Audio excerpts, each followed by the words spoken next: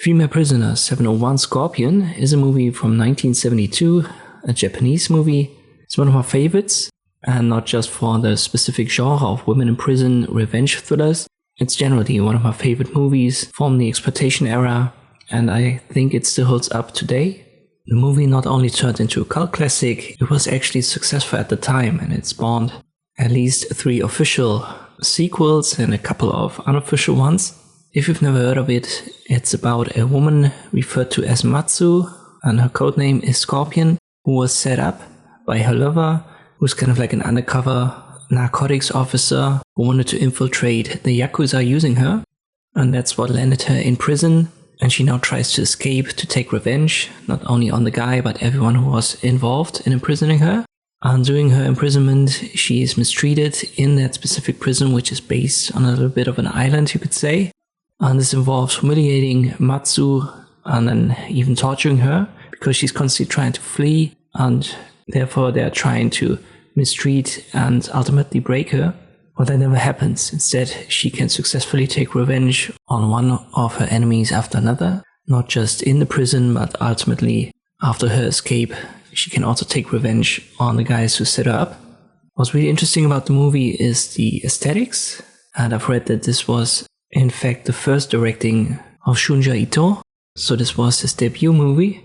And for a first movie, this is actually fantastic work.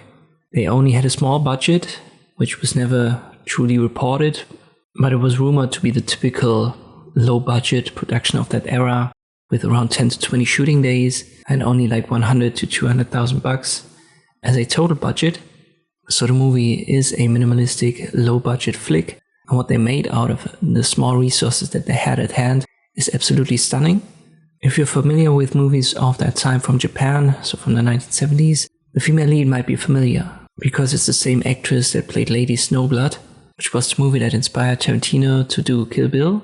And she was also in the Stray Cat Rock series, which was pretty popular in Japan. Besides the story and the female lead, we have very expressionist visuals that are created with changes of lighting and almost theatrical set designs, which gives it a pretty cool, almost surreal dreamscape kind of style and aesthetic. The action scenes were okay for the time, but when it comes to some of them, you can actually see the low budget and that they didn't have that many shooting days, especially the fist fights and stuff like that. It looks like that they never had a stuntman or a stuntwoman to perform them. So some of these scenes are pretty obviously fake and the facts don't really convince.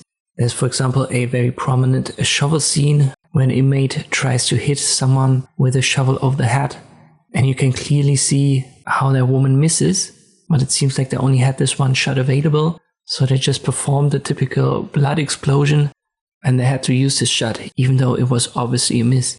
But if you can live with these lower budget effects, you're gonna get a great story, you're gonna get good acting, and you're also gonna get fantastic music.